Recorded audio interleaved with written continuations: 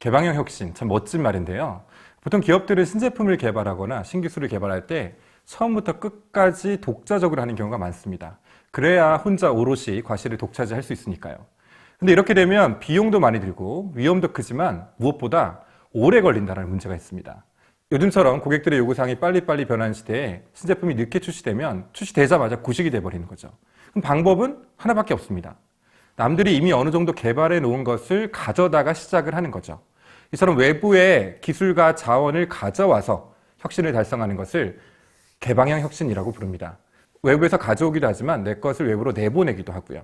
개방형 혁신은 2003년도에 헨리 체스브로 교수가 처음 제시한 용어이긴 한데 그 이론이나 개념 자체는 그다지 새로운 건 아닙니다.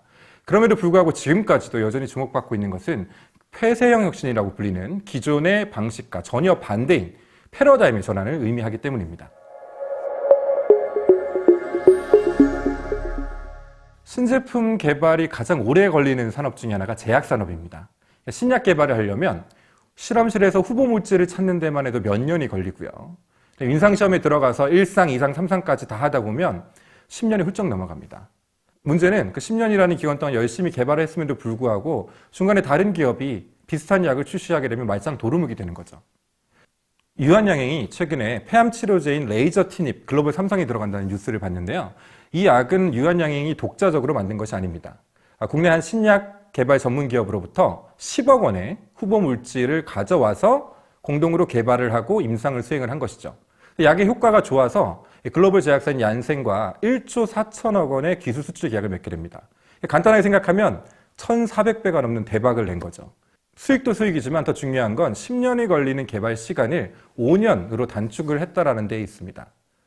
외부로부터 물질을 가져와서 다시 외부에 파는 개방형 혁신의 양방향을 모두 다 달성을 한 것이죠.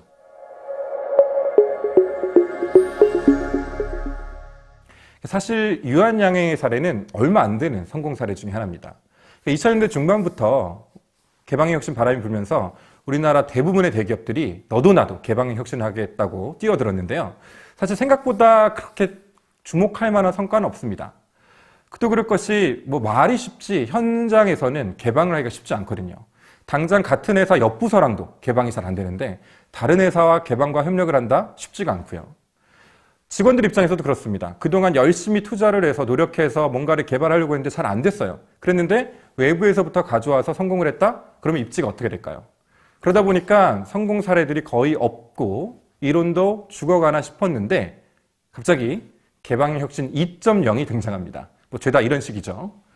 2.0의 핵심은 기업 간의 협력이라기보다는 혁신의 사용자인 일반 대중들과 함께 혁신을 만들어 가겠다는 겁니다. 그냥 개념만 들으면 상당히 파격적이죠. 거의 갈 때까지 간 것 같은데요. 그래서 죽어가는 이론을 심폐소생술해서 살려내려는 것이냐? 꼭 그렇지만은 않은 것이 오히려 1.0보다 2.0에서 훨씬 더 의미 있는 성과들이 많이 도출이 되고 있습니다. 대표적인 예가 크라우드 소싱입니다. 크라우드, 대중으로부터 아웃소싱을 한다는 이야기입니다. 우리가 보통 아웃소싱을 할 때는 대상을 정해놓고 소싱을 하게 되는데 이 크라우드 소싱은 불특정 다수를 대상으로 소싱을 하게 되는 것이죠. 요즘 이 크라우드 소싱을 통해서 새로운 아이디어나 혁신적인 기술을 찾는 기업들이 많아지고 있는데요. 대표적인 예가 최근 많이 주목을 받고 있는 인공지능 크라우드 소싱 플랫폼인 캐글이라는 곳입니다. 이 캐글은 데이터 과학자들의 종합 격투기 대장이라고 불립니다. 많은 기업들이 자신들이 해결하고자 하는 문제와 데이터를 공개해놓고 경진대회를 개최합니다. 그럼 전 세계에 있는 데이터 과학자들이 다 몰려들여서 그 문제를 해결하는 것이죠. 이 데이터 과학자라고 해서 특별히 라이센스가 필요한 건 아니고요. 교수가 됐든 회사원이 됐든 주부가 됐든 누구나 참여를 해서 알고리즘의 성능만 가지고 대결을 합니다. 그래서 가장 우수한 성능을 보여준 알고리즘을 제시한 팀에게 상금이 수여가 되는 것이죠. 최근 한 경진대회에서는 10억 원이 넘는 상금이 걸리기도 했습니다. 이 대회는 요즘 많이 유행하고 있는 딥페이크 영상, 유명 인사의 얼굴과 음성을 합성해서 페이크 영상을 만드는 이 딥페이크 영상을 탐지하는 알고리즘을 개발하는 것이 목적이었는데요. 아마존, 마이크로소프트와 같은 쟁쟁한 기업들이 경진대회를 벌여서 1000명이 넘는 과학자들이 몰려들었죠. 인공지능 기술을 크라우드 소싱을 통해서 개발을 하고 있는 것입니다. 사실 최근 이렇게 인공지능 기술들이 급속하게 발전하게 된 비결은 사실 개방에 있습니다. 요즘 IT 기업들에서는 개발자를 구할 때 SNS 계정을 입력하라고 합니다. 그렇다고 페이스북이나 인스타그램 계정을 요구하는 것은 아니고요. 개발자의 페이스북이라고 불리는 깃허브 계정을 입력하라고 얘기를 합니다. 이 깃허브는 거의 모든 개발자들이 사용을 하고 있습니다. 소스코드를 관리하기 위한 목적이기도 하고 개발자들 간의 네트워킹을 위한 SNS로 활용이 되기도 하는데요. 거기 가보면 거의 모든 개발자들이 활용을 하고 있기 때문에 이 개발자들이 그동안 어떤 프로젝트를 수행을 했는지 어떤 언어들을 잘 다룰 수 있는지가 나와 있습니다. 한마디로 구직 포트폴리오가 되는 셈이죠. 단순히 구직 포트폴리오로서 활용할 거라면 굳이 깃허브를 쓰지 않아도 됩니다. 깃허브의 핵심은 공유에 있습니다. 남들이 개발해 놓은 소스코드를 허락을 받지 않아도 되고요. 돈을 내지 않아도 됩니다. 그냥 가져다 쓰는 거죠. 더 중요한 것은 공유만 하는 것이 아니라 함께 만들어 간다는 데 있습니다.